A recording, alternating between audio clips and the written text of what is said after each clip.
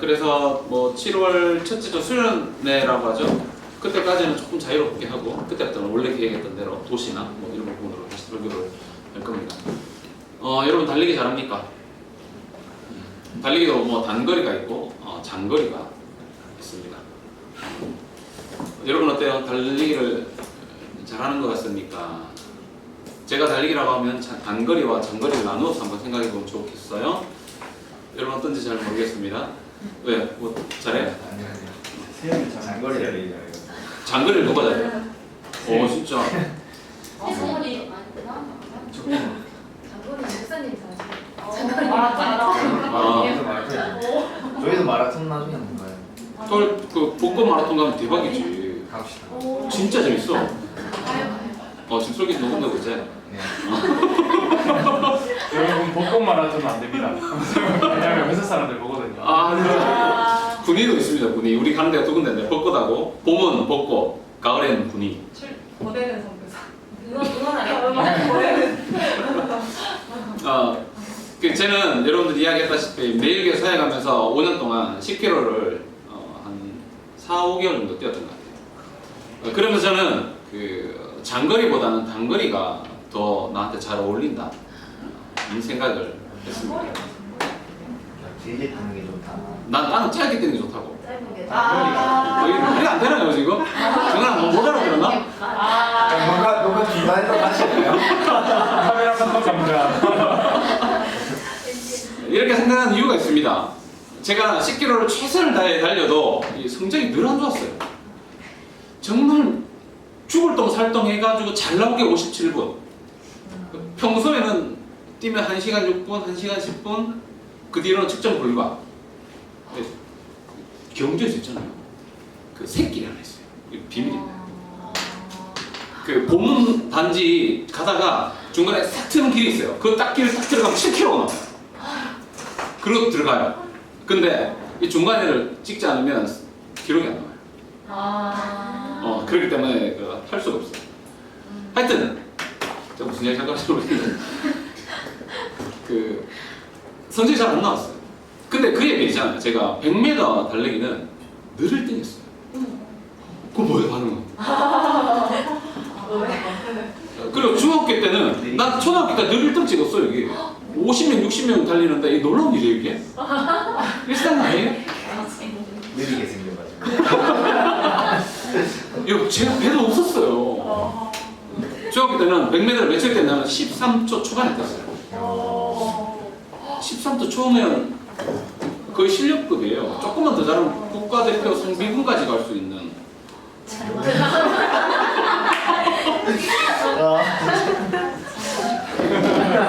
소리가 이렇게 그죠 처음에? 그 상비하는 아니고. 근데 예전에 제가 국가대표 하는 거 아닌가 싶을 만큼 제가 그래서 옛날에 이야기했지만 농구 선수가 되고 싶었고 축구 선수, 농구 선수, 탁구 선수, 달리기 선수 이게 제 꿈이었어요. 그만큼 운동을 좋아했고 잘했어요. 근데 목사님이 왜 이 말씀을 시작할 때 달리기를 이야기하는 것으로 시작해보는가 하면 이유가 있습니다. 목사님의 신앙생활이 100m 달리기와 같다면 얼마나 좋을까 하는 생각을 한 적이 참 많이 있기 때문입니다. 목사님 이런 생각을 할 이유는 100m 달리기의 특성 때문이에요. 여러분 100m 달리기의 특성이 있습니다. 뭐예요? 100m만의 그게 있습니다. 짧은 거리를 전력, 최대한 에너지를 뽑아 쏟아가지고 9초 후반, 10초 초반 때 끊는 거죠. 이처럼 우리 신앙생활이 어떤 한때에 한번 은혜를 받고 신앙생활을 짧고 굵게 하고 끝날 수 있다면 100m 달리기처럼 얼마나 좋을까? 저는 이 생각을 자주 했었습니다. 그러다 보니까 마라톤을 하면서 신앙생활 이렇게 해야 되는데 어떡하지? 그 고민이 늘 있었어요. 왜 이런 생각을 해보게 되는 걸까요? 왜냐하면 처음 예수 믿을 때부터 오늘 여러분의 삶의 자리에 이를 때까지 내가 믿음을 가지고 신앙생활을 유지하며 여러분 살아가는 게 결코 쉬운 일이 아니잖아. 100m 달리기처럼 한번 힘 확 쏟고 오늘 한번 은혜 확 쏟아내고 오늘 승리하고 내일 끝나면 문제가 없는데 이게 근데 지루하게 사는 거거든. 앞으로 80년을 살아요. 요즘 얼마나 기술이 좋아졌습니까? 죽다가도 살려놔요. 이런 시대를 우리가 살고 있는 거예요. 죽었다고 생각해가 병원 데려갔는데 살아남는 거지. 예전에 다 죽었어요. 어쩔 수 없이 오늘 이 시대는 길게 살아야 합니다. 그래서인지 많은 신앙의 선배들은 신앙생활은 단거리 경주가 아니라 장거리 경기와 같다, 뭐 이런 말을 많이 했던 것 같습니다. 여러분, 마라톤과 같은 이 장거리 경기는 한번 불꽃처럼 타올라가지고 힘을 다해 달려 완주할 수 있는 경기가 아니에요. 여러분, 마라톤을 하면서 정은이 마라톤 뛰어봤지만 완주를 하기 위해 제일 중요한 게 뭐라고 생각합니까? 마라톤을 하기 위해, 마라톤을 완주하기 위해 제일 필요한 거. 페이스. 페이스 조절. 정확한 생각이에요. 저는 페이스 조절이라고 생각합니다. 누가 빨리 뛰든 늦게 뛰든, 누가 빨리 뛴다고 나도 덩달아 빨리 뛰다가는 꽁치 쫓아가다가는 중간에 퍼져버립니다. 페이스 조절하고 또 하나는 꾸준함이라고 저는 생각을 합니다. 여러분, 포기하고 싶을 때가 있습니다. 7, 8km 지점에 가면 꾸준함이 없으면 그때 내가 포기를 하고 싶은 마음이 정말 많이 생겨요. 7, 8km? 그때쯤 되면 9km 가면 거의 뭐, 제가 군위 마라톤에 갔는데 내일교에 있을 때 홍민경이하고 몇 명이 자매가 걸어가고 있었어요. 근데 제가 그때 최고 신기록을 냈댔어요. 56분, 57분 이때였는데 9km 지점에서 그 자매들이 걸어가고 있는 거예요. 근데 나 페이스 메이커가 있었거든요. 집사님이 나를 등을 막 미는 거야. 근데 설 수도 없었어. 넘어질 수도 없잖아. 뛰는데 짐승 소리를 했어. 침이 이렇게 흐르면서 부끄러웠어. 잠들이 생각하는데 얼마나 부끄러운지. 야, 니 왜 이렇게 오는 거야? 상상, 지금 생각 부끄러워. 목사님, 마라톤 하면 생각나는 경기가 좀 몇 군데 있습니다. 몇 개 있는데, 제가 처음 뛰었던 경주 벚꽃 마라톤 대회가 있었어요. 그때 제가 마라톤 대회를 나갔는데, 여러분, 경주 벚꽃 마라톤 대회에 사실 도착할 때까지 교회 버스를 타고 가고 있었는데, 그때는 사실 잘해보고 싶다는 생각보다 어떻게든 1시간을 버텨야겠다 이 생각이 참 많았어요. 대충 뛰고 빨리 돌아가면 좋겠다. 이거 뛰어봐야 뭐 하겠네. 이거 사실 너무 고산에서 1시간 동안 10km를 뛴다는 것도 웃긴 일이야. 나한테는 또 상주한 것도 아니고 열심히 뛰어가지고 그 음료수 하나 과일 하나 먹는 게 이게 다인데 도대체 그걸 왜 하는지 사실 난 모르겠어. 내 이렇게 삭제 다 하니까 하는 거예요. 근데 여러분, 경기에 딱 도착했는데 마음이 달라졌어요. 사람이 얼마나 많은지. 한 몇만 명 돼요. 엄청나게 많아요. 분위기가 완전 축제 분위기야. 가서 공연하고 있지. 소리 막 배 동성이가 나와서 막 사회 보고 있지. 막 노래 엄청 크게 들어오지. 사람들 막 뛰려고 막 몸 다 풀고 있지. 동대에 가서 옆에서 막 없었을까? 다리 막 풀고 있는 거야. 그래서 뛰고 싶은 거야. 그런 곳에서 대충 뛴다는 것은 마라톤에 대한 모욕이다. 이런 생각을 가지고 잘해보고 싶다는 생각이 스며들었어요. 왜 이렇게 웃지 모르겠네. 제답지 않아서 그러나? 여러분, 이렇게 의욕을 가지고 내가 10km를 달리기 시작하는데 아주 놀라운 일이 일어났어요. 진짜로. 뛰는데 몸이 너무 가벼운 거야. 연습 때보다 더 잘 달리고 있는 거야, 내가. 그래서 한두 사람 따라잡기 시작하는데 신나잖아. 그래서 더 열심히 뛰었어요. 그걸 생각했습니다. 아, 내가 그동안 연습하는 것에 빛을 발하는구나. 이 빛이 나는구나. 그래서 처음부터 속도를 더 확 내기 시작했어요. 어떻게 됐을까요? 여러분, 쉽게 생각할 수 있는 결과가 나왔습니다. 아주 우스운 성적으로 꼬리 지점을 통과했어요. 연습 때보다 시간이 더 안 좋았어요. 꼬리 지점을 통과하고 주변 목사님들이 만든 이야기하는 거, 그 중에 새로운 자체들이 있었거든요. 이야기하는 거, 야, 오늘 좀 컨디션 괜찮다 않냐? 근데 왜 이러지 성적이? 라고 물었어요. 그래가지고 매년 왔던 목사님들이 이렇게 이야기해요. 그 경주 벚꽃은 1km는 완만한 내리막이라는 거예요. 그리고 완만한 내리막이다 보니까 모르는 사람은 처음에 어때? 내가 컨디션이 좋아가지고 잘 뛰는 줄 아는 거예요. 엄청 잘 뛰었다니까. 근데 결과는 1시간 10 몇 분 이렇게 뛰었죠. 여러분, 제가 무슨 이야기를 하고 싶은 겁니까? 마라톤을 뛸 때 내가 컨디션이 좋다고 100m 달리듯이 달리면 사람들이 뭐라고 생각하냐면 무시가 들어요. 그 사람은 오늘 여기 처음 왔구나. 초보라고 이야기를 하는 겁니다. 근데 여러분, 우리 신앙생활이 이렇지 않는 겁니다.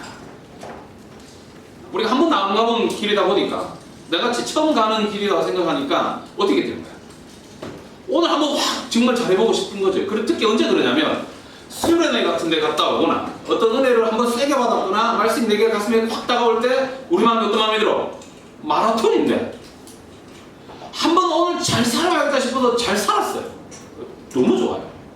그러지 않는 것도 그게 너무 좋죠. 근데 그렇게 한번 확 불지르고 나면 그 다음 문제인 거예요. 여러분, 우리는 신앙생활을 하는 동안 살아계신 하나님에 대한 믿음 그리고 확신, 그렇게 일상을 잘 살아보리라는 결단, 헌신, 이와 같은 것들을 했었을 겁니다. 그러나 여러분, 쉽지 않으면 우리 매번 느끼고 경험합니다. 그러면 생각해보는 게 뭡니까? 신앙생활이 단거리 달리듯 한 번에 온 힘을 다 쏟아놓고 끝낼 수 있는 것이 아니라는 거. 그걸 생각해보게 되는 겁니다. 그런데 문제는 뭡니까? 한번 내가 잘 살았다고 우리의 신앙생활이 끝나는 겁니까? 아니에요. 자고 일어나면 우리에게 또 다른 우리의 일상이 또 있는 거죠. 우리가 100년을 산다면 한번 생각해보세요. 눈 뜨고 감고 이게 우리 일상이라는 겁니다. 그러니까 여러분, 한번 은혜를 받고 불꽃처럼 확 타오르다가 끝나기에는 우리가 살아가야 할 삶이 너무 길어요. 여러분의 일상은 어떻습니까? 혹 100m를 달리는 사람처럼 한번 멋지게 살고 다음 날이 되면 페이스 조절에 실패한 마라톤 선수처럼 저처럼 뛰어야 하나 말아야 하나 포기해야 하나 어떻게 하나 왜 이렇게 힘들지 흔들리는 갈대처럼 흔들리는 마음을 부여잡고 혹시 살아가고 있지는 않느냐는 이야기입니다.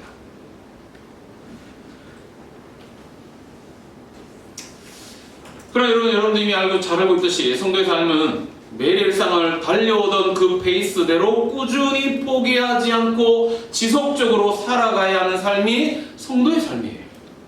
중요한 건 뭡니까? 페이스 조절하는 겁니다. 꾸준함이에요. 그래서 이런 고민을 제가 해보게 된 겁니다. 왜 그렇다면 그동안 나의 신앙생활은, 우리의 신앙생활은 만족스럽지 못했을까? 그리고 과연 지속적으로 포기하지 않고 일관성 있는 신앙생활을 나는 할 수 없을까? 이 페이스를 가지고 꾸준히 일관성 있게 해갈 수는 없을까? 여러분, 이러한 문제의 고민 끝에 한 가지 결론에 이르게 되었습니다.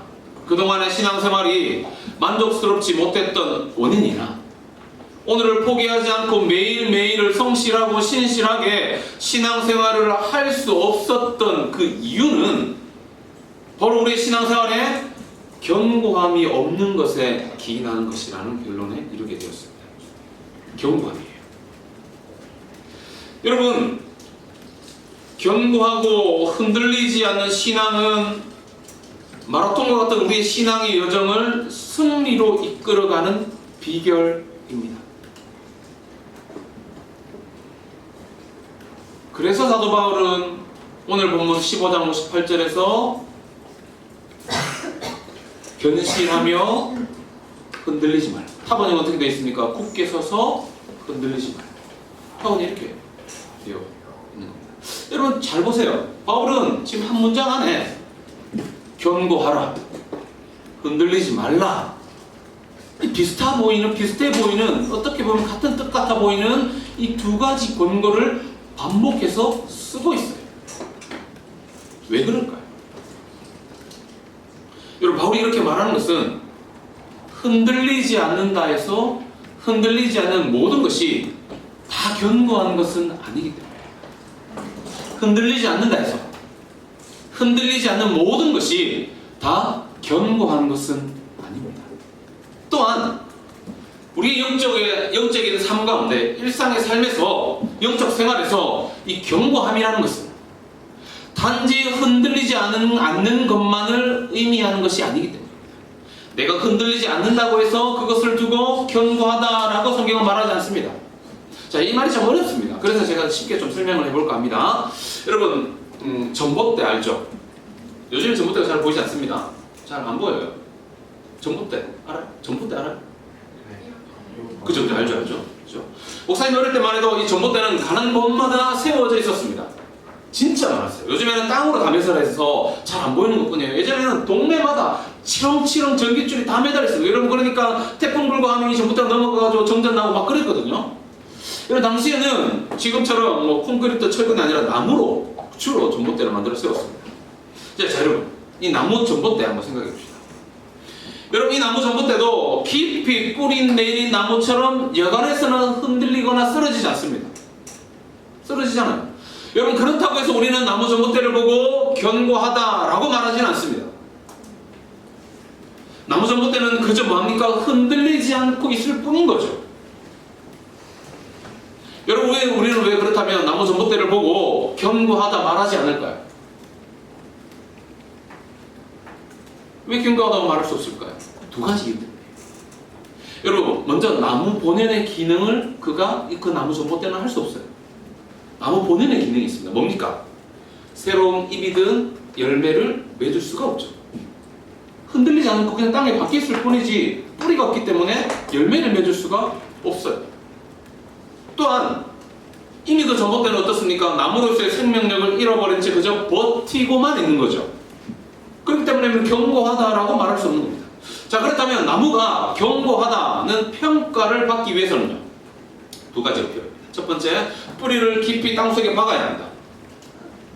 뿌리가 땅속에 깊이 박고 시절을 쫓아 과실을 맺듯이 시편의 말씀처럼 어떻게 합니까? 끊임없이 그 양분을 먹어야 하는 겁니다.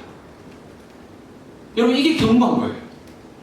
끊임없이 땅에서 오는 그 양분, 그 생명의 기운을 먹어야 하는 겁니다. 그러면서 흔들리지 않아야 합니다. 그 다음에 그 생명의 기운을 받았기 때문에 어떻게 합니까? 열매를 맺어야 하는 거죠. 과실을 맺는 작용을 충실히 할 수 있어야 견고한 거예요.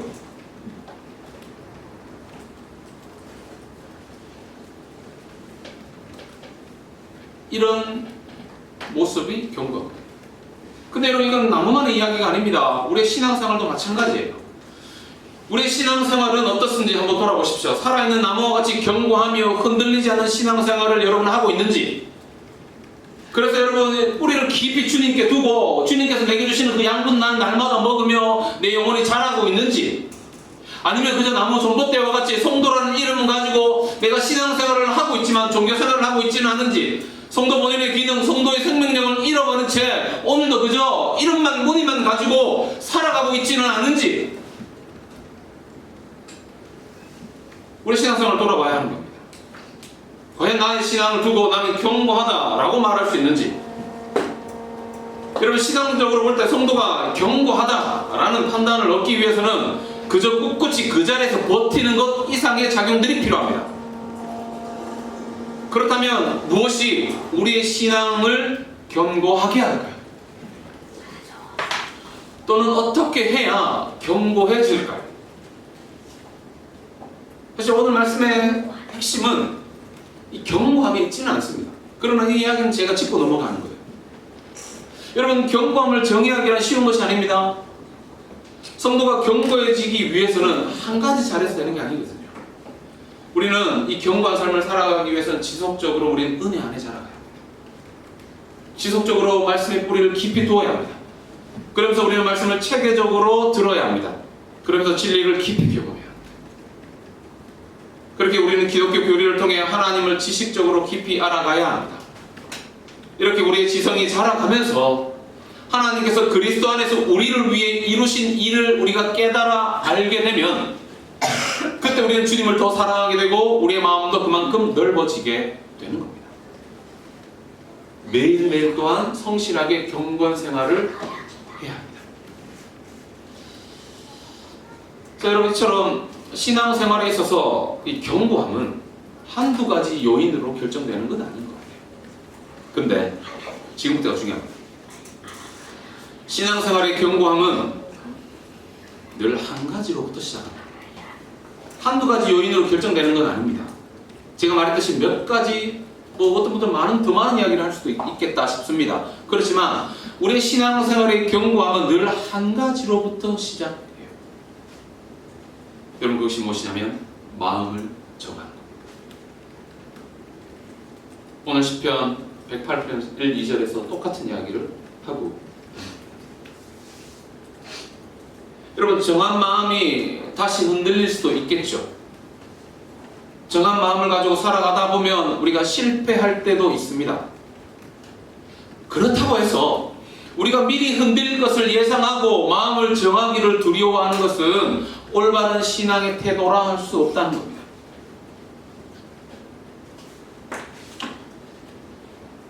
목사님은 그래서 오늘 그 말씀의 제목처럼 도종환 시인의 흔들리며 피는 꽃이라는 이 시가 그렇게 제 가슴을 울리는 겁니다.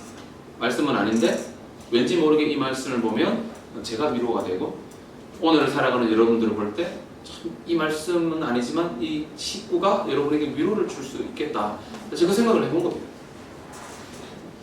그래서 이 시는 나를 두고 쓴 건가? 첫 소절이 이렇게 시작합니다. 흔들리지 않고 피는 꽃이 어디 있는가? 뒤에 가서 다 나누겠습니다만 흔들리지 않고 피는 꽃이 없다는 겁니다. 젖지 않고 피는 꽃이 없다는 이야기를 해요. 여러분, 목사님도 그리고 여러분도 지금까지 마음을 정했던 때가 있었을 겁니다. 그리고 한번 은혜를 받았다고 그 은혜가 계속 유지가 되지 않는 것도 너무 잘 알고 있습니다. 일상의 삶의 자리에서 신앙생활을 하다 보면 흔들립니다. 쓰러지기도 해요. 그리고 또다시 일어나 그러다 또 쓰러지고 하는 이런 반복적 삶이 우리의 삶 가운데 있는 것이 사실이에요. 그러나 목사님의 삶에 이렇게 실패했던 과거의 삶이 두려워가지고 마음을 정하고 결단하지 못했다면 지금의 목사님은 없을 겁니다. 이처럼 여러분, 경고함을 누리며 신앙생활을 하는 사람들에게는 항상 마음에 정한 과거에 어느 때가 있었던 건 분명합니다. 그리고 마음을 정해서 한 번에 경고함에 이르는 사람이 있을 수도 있습니다. 한 번 내가 결단했어. 그리고 나서 나는 경고함에 이르러버린 거죠. 여러분, 그런 사람이 사실 얼마나 될지 사실 잘 모르겠습니다만 그런 사람도 있을 겁니다. 그러나 그보다는 마음을 정하고 씨름하다가 흔들리고 넘어졌으나 또다시 마음을 다시 먹고 경고함에 이르게 된 사람들이 저는 더 많을 거라고 생각합니다. 저는 후자예요. 여러분은 어떻습니까? 여러분, 마음을 한번 딱 정해놓고 내가 마음에 결정한 그대로 한 번도 변하지 않고 열심히 달려간, 그렇게 해서 오늘에 이른 사람이 여러분입니까? 그런 사람 사실 잘 없어요. 그보다는 뭐 저 같겠죠. 마음을 정했으나 그 마음을 지키려고 씨름하다가 흔들리고 넘어졌다가 또다시 마음을 먹고, 여러분, 그게 사실 우리의 일상이지 않습니까?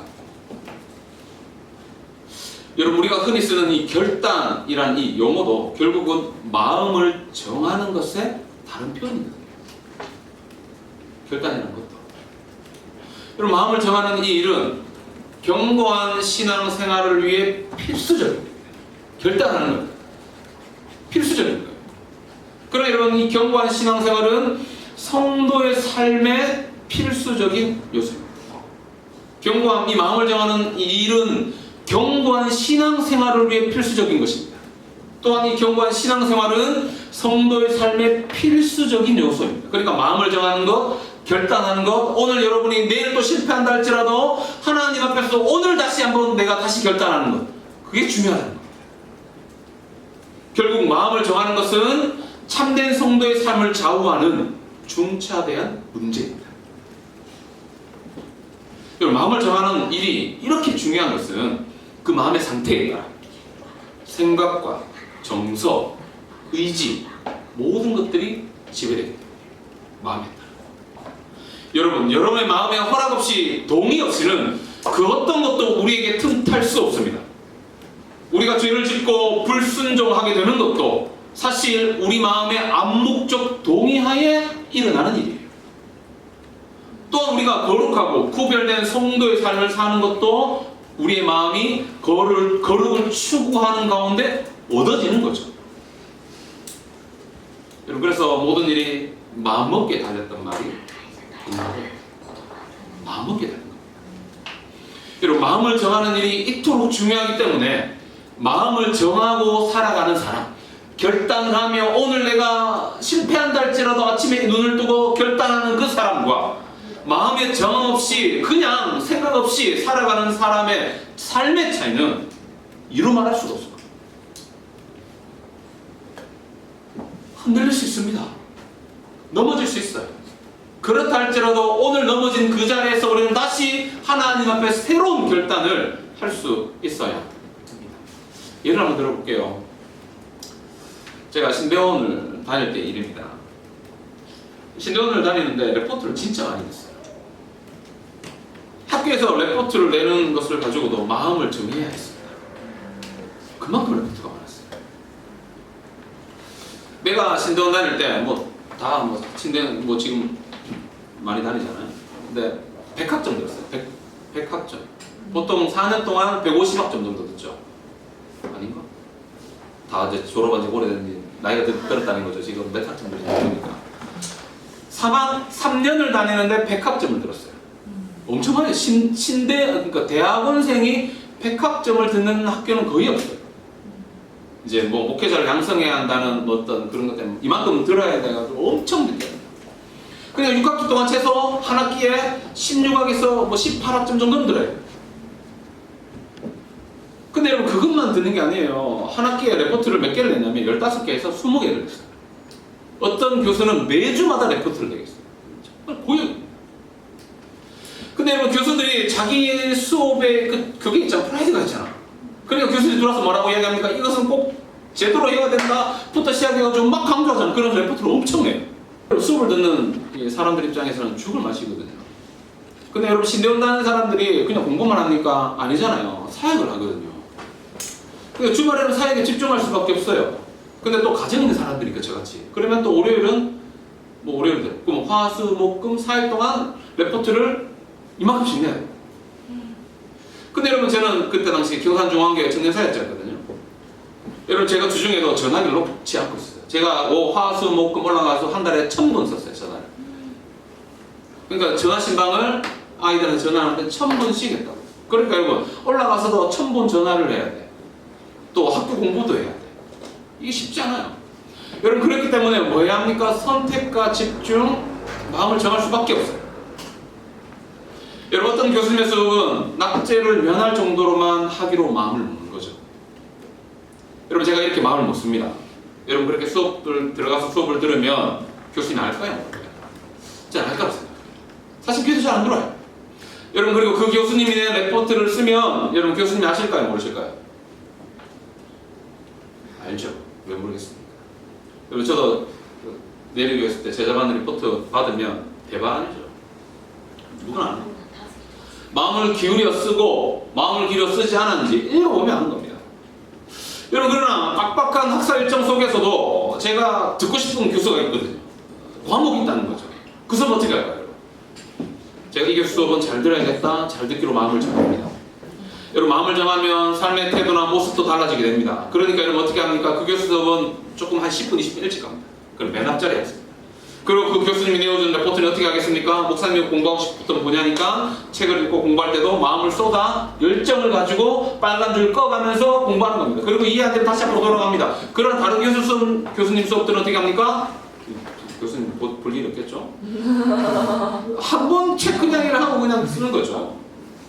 여러분 제가 마음을 쏟아 레포트를 쓰면 교수님이 쓴 그 레포트를 보면 알까요? 안 알까요? 성적으로 아는 거죠. A 나오는 거죠. 근데 아닌 거는 C 마이너 이래 되는 거죠. 여러분 이처럼 레포트 하나조차도 마음을 정하고 열의를 쏟아 그렇게 한 일과 마음의 정함 없이 그저 해야 하기 때문에 한 일을 여러분 정확하게 구분해낼 수 있습니다. 교수도. 여러분 레포트 하나도 이런데 전능하신 하나님께서 우리가 마음을 쏟아 예배를 드리고 있는지 하나님을 찬양하고 있는지 기도하고 있는지 일상의 삶을 어떤 마음으로 살아가고 있는지 왜 모르겠어요? 왜 모르겠어요? 우리가 일상의 삶을 살아갈 때에 내가 마음을 정하고 결단을 하고 살아가고 있는지 아니면 될 따라 되는 식으로 살아가고 있는지 여러분 교수도 아는데 그 전능하신 하나님께서 왜 우리의 삶을 모르시겠습니까? 여러분 마음에 정함이 없는 사람에게는 구체적이면서 신실한 목표가 있을 수 없어요. 마음에 정함이 없습니다. 마음에 정함이 딱 생기면 구체적인 목표가 생기는 겁니다. 오늘 이 교수 수업 내가 제대로 들어야겠다. 근데 마음에 정함이 없으니까 어떻습니까? 가도 우리 멍청한 겁니다. 딴 생각하는 겁니다. 그 시간 다른 거 하는 거예요. 다시 말하면 삶의 구체적인 목표가 없다는 것은 인생의 초점이 없다는 거예요.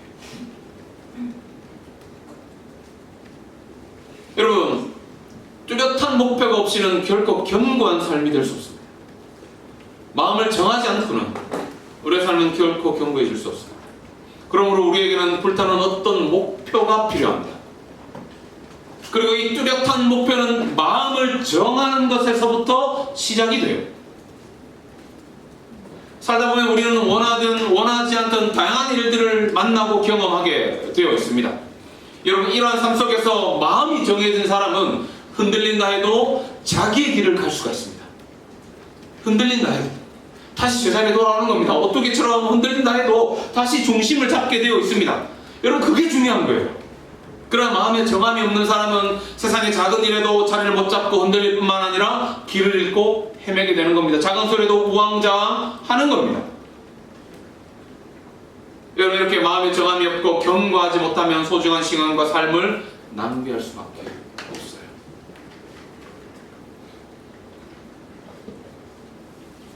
우리에게는 마음을 확정하는, 마음을 정하는 일이 매일마다 일어나요.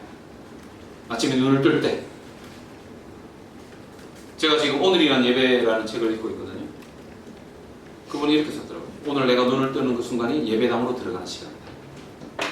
잠자리에 일어나 그 무의식과 의식 그 사이에 있는 그 순간이, 내가 이제 의식의 세계로 넘어가는 그 순간이 내가 오늘 눈을 뜨고 예배당으로 들어가는 시간이다. 일상이 그렇다는 거예요. 여러분, 그렇게 일상의 삶의 자리로 들어가는 그 순간에 우리는 하나님을 예배하겠다는 마음의 정함이 있어야 한다는 겁니다. 일상을 살아갈 때 내가 오늘 어떻게 살 것인가에 대한 결정함이 있어야 한다는 겁니다. 여러분, 우리에게는 마음을 확정하는 일이 필요합니다. 찬양을 할 때도, 예배를 드릴 때도, 소그룹을 할 때도, 일상의 자리에서 매번 우리는 마음을 정해야 합니다. 여러분, 잘 아는 다니엘이 있습니다. 여러분, 다니엘의 삶을 보면, 다니엘 1장 8절에 보면 다니엘이 뜻을 정했다라고 말합니다. 그때 왕의 진미와 그의 마시는 포도주로 자기를 더럽히지 아니하리라 라고 그가 뜻을 정해요. 여러분, 다니엘은 자신의 삶의 자리에서 뜻을 정했습니다. 여러분, 분명 다니엘도 중간중간에 마음이 흔들릴 때가 있지 않았겠습니까? 한번 정해놓고 끝까지 갔을 수도 있겠습니다만, 제가 다니엘을 생각했을 때 그러지는 않았을 것 같습니다. 여러분, 한번 정한 마음이 흔들리지 않고 끝까지 갈 수 있었다? 모르겠어요. 그렇지 않았다 생각해 본다면 다니엘도 흔들리고 유혹이 찾아올 때도 있었을 것입니다. 여러분, 그때마다 다니엘이 어떻게 했을까요? 왕이 3번이나 바뀔 동안 그가 그 자리를 어떻게 유지할 수 있었을까요? 그러면서 그의 신앙을 어떻게 지킬 수 있었을까요? 그는 아침에 일어날 때마다 뜻을 정했다. 여러분, 다니엘은 하루에 정한 시간마다 문을 열어놓고 이스라엘 그 나라를 향해 하나님께 기도했습니다. 누가 뭐라 한다 할지 뜻을 정했기 때문에. 여러분, 내 9절에 이런 말씀이 있어요. 1장 9절에 다니엘의 뜻을 정할 때에 하나님께서 다니엘의 삶에 은혜와 긍휼을 베풀어 주셨다. 이렇게 말합니다. 사랑하는 여러분, 우리의 삶도 흔들리고 마음을 정하고 결단한 이 사이에서 갈등하고 선택하며 살아갈 겁니다. 그게 우리의 일상이거든요.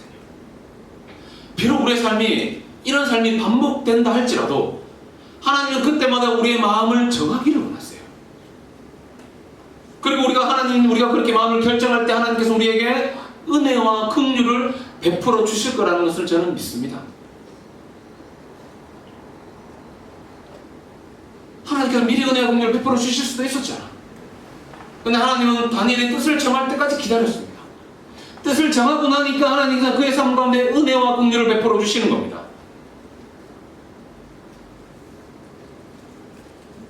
하나님은 일상의 삶의 자리에서 눈을 뜰 때마다 마음을 결정하기를, 마음을 정하기를 원하고 계신다는 사실을 여러분 잊지 않았으면 좋겠습니다. 그렇게 우리가 마음을 정하는 자들에게 하나님께서 약속의 말씀을 주십니다. 물론 다니엘 1장 8절 9절의 말씀도 우리에게 약속의 말씀이 될 수 있다 생각합니다. 그러나 여러분, 이사야 26장을 한번 가보겠습니다. 이사야 26장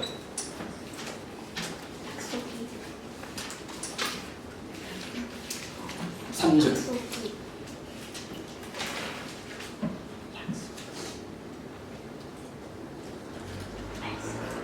자, 여러분, 이사야 26장 3절 우리 한번 같이 읽어보도록 하겠습니다. 시작. 주께서 심지가 견고한 자를 평강하고 평강하도록 지키시리니 이는 그가 주를 신뢰합니다. 이 말씀 믿습니까? 마음이 정해진 것. 이 말씀 이런 거예요. 우리가 마음의 뜻을 정하고 흔들리지 않기 위해 일상의 삶의 자리에서 애쓰고 부단히 노력하며 그러한 삶을 우리가 살면 하나님께서는 우리를 모른 척 하신다가 아니라 어떻게 하시겠다는 겁니까? 하나님의 하나님 되심을 우리의 삶 가운데 경험하게 해주신다고 하셨는데 어떻게 경험하게 하신다는 겁니까? 평강의 평강으로 하나님의 하나님 되심을 경험하도록 우리의 삶을 이끌어 주시겠다. 그렇게 하나님 앞에 약속을 하고 계신 겁니다. 여러분, 우리는 이사야의 말씀의 의미를 우리의 삶을 통해 직접 경험할 수 있습니다.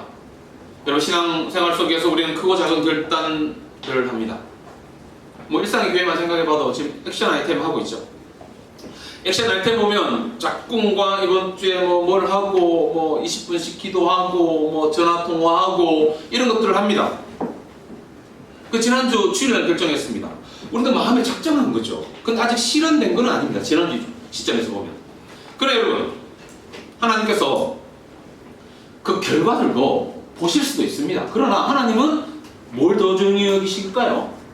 오늘 우리가 이 땅의 삶의 자리에서 부단히 애쓰며 노력하며 마음의 결정을 하며 그런 결정들을 하며 살아가는 모습을 하나님 더 귀히 여시고,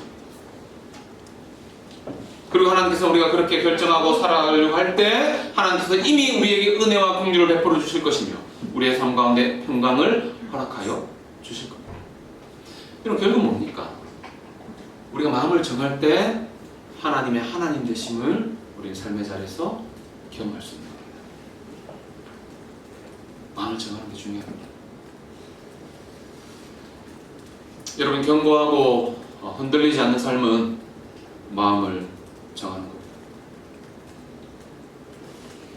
우리가 단단히 마음 먹고 일상을 살지만 그러나 우리는 여러 가지 요인들로 인해 흔들릴 때가 있을 겁니다. 내 삶이 좌우로 흔들릴 때면 말씀을 기억했으면 좋겠습니다. 그리고 지금 제가 잠시 읽어줄 이 도종환 시인의 시를 한번 생각해보면 좋겠어요. 말씀은 아닙니다. 그러나 일반 은총에서 본다면 충분히 도전받을 만한 시라고 저는 생각합니다. 그분이 크리스찬인지 아닌지 잘 모르겠습니다.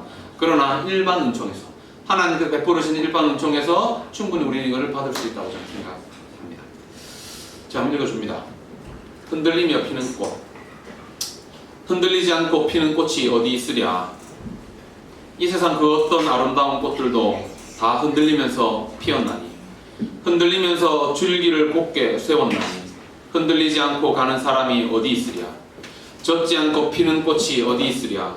이 세상 그 어떤 빛나는 꽃들도 다 젖으며 피었나니, 바람과 비에 젖으며 꽃잎 따뜻하게 피었나니, 젖지 않고 가는 삶이 어디 있으랴. 괜찮아요? 여러분가요? 내 목소리가 좋죠? 시 너무 좋아요. 진짜 아니 저는 그 오늘을 살아가는 그 성도들의 삶이 이렇지 않습니까? 그래서 제가 예전 같았으면은 이렇게 했어요. 만약에 못 사는 지체들이 있다. 똑바로 살아라. 설교 본문을 갖다 대놓고 아예 그렇게 직설적으로 이야기했을 거예요. 근데 그게 복음은 아니더라고요. 그게 복음은 아니에요. 제가 늘 생각하는 게 뭐냐면 이솝부화 중에 그 바람과 태양이 있죠. 제가 늘 그 생각을 합니다. 기도할 때도 나는 어떤 사람입니까? 설교자로서. 그 생각 참 많이 하거든요. 많이 바뀌었어요. 예전 같으면 이렇게 안 했을 텐데. 그러나 여러분 생각해 보세요. 흔들릴 수 있습니다. 젖을 수 있어요. 그때마다 마음을 정하는 게 중요합니다. 일상의 삶을 살아가다 보면 세상의 거센 바람에 흔들릴 수도 있겠고, 때로는 우리 일상이 세상의 것들로 흠뻑 젖어 온몸이 다 녹초가 될 수도 있겠다 싶습니다. 여러분, 흔들리고 젖어도 괜찮습니다. 여러분, 그렇게 자라지 않는 신앙은 없습니다. 저도 그랬고 많은 믿음의 선배들도 그랬을 것입니다. 여러분 흔들리고 젖을 때가 있다 해도 그때마다 마음을 정할 수 있는 여러분들 될 수 있기를 소망합니다. 우리가 일상의 자리에서 흔들릴 때마다 여러분이 그래도 마음을 정하고 그 주님을 붙들기 위해 애쓰고 그렇게 손을 내밀고 뜻을 정한다면 하나님께서 우리의 삶에 은혜와 긍휼을 베풀어 주시며 평강의 평강으로 인도하여 주셔서 우리의 삶도 주님 보시기에 아름다운 꽃 될 줄 믿습니다. 여러분 무슨 일이든 마음을 정하는 것부터 시작됩니다. 이 시간 여러분의 마음을 정하는 것이 너무 중요합니다. 마음을 정하는 것부터입니다. 마음을 정하지 않고는 신앙의 장거리 경주를 제대로 달려갈 수 없습니다. 여러분 천리길도 한 걸음부터입니다. 이제 내일부터 새롭게 시작될 일상의 삶이 여러분에게 놓여져 있습니다. 한 번도 가보지 않은 길입니다. 제가 마라톤을 뛸 때 처음 갔던 그 길과 다르지 않을 겁니다. 뭣도 모르고 잘 달린다 싶어 내달리다 보면 내 삶이 지금 어디에 있나 싶을 때 있을 거라 생각합니다. 여러분 그때마다 우리를 놓지 않고 계시는 그 주님께로 다시 돌아갈 수 있기를, 그렇게 다시 마음을 정하고 뜻을 정함으로 일상의 삶을 새롭게 매일매일을 시작할 수 있기를 기도합니다. 나의 마음을 정해야 할 것이 무엇인지, 뜻을 정해야 할 것은 무엇인지 돌아보고 생각하는 이 시간 되면 좋겠습니다. 여러분 견고하고 흔들리지 않는 것은 마음을 정하는 것부터입니다. 오늘 여러분이 이 마음을 정하는 것으로 인해 여러분의 신앙이 견고해지고 함께 이 신앙의 마라톤을 경주하고 이 길 끝에 계신 주님 앞에 서서 우리가 이렇게 달려왔다라고 고백할 수 있다면 얼마나 복된 삶이 됐습니까? 저와 여러분의 삶이 그러한 삶 될 수 있기를. 여러분 흔들릴 수 있습니다. 젖을 수 있습니다. 괜찮아요. 그러나 그 자리에서 다시 우리를 일으키시는 그 주님의 손을 잡고 일어서서 새롭게 마음의 결정을 하고 결단하고 그 주님과 함께 일상을 살아내어보는, 그리고 다음 주에 돌아와 내가 마음을 정해서 이렇게 살았다, 그때 하나님께 내게 은혜와 긍휼을 베풀어 주셨다, 내 삶을 평강으로 인도하셨다 라고 고백할 수 있는 우리들 될 수 있었으면 좋겠습니다. 네, 함께 좀 묵상하고 정리하는 시간 잠시 가지도록 하겠습니다. 5분 정도 드릴 텐데 정리하고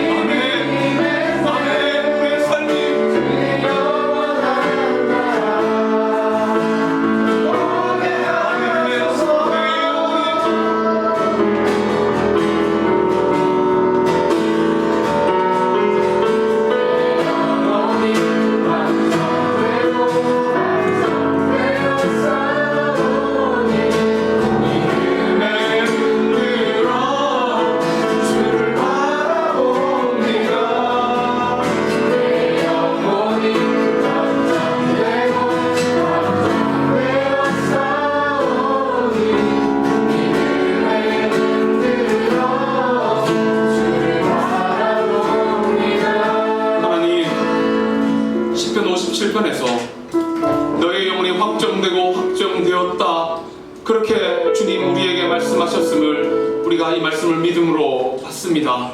하나님, 우리의 영혼이 확정되고 확정된 당신의 백성들이 일상의 삶을 사는 동안 하나님 흔들릴 때도 있고 또 젖어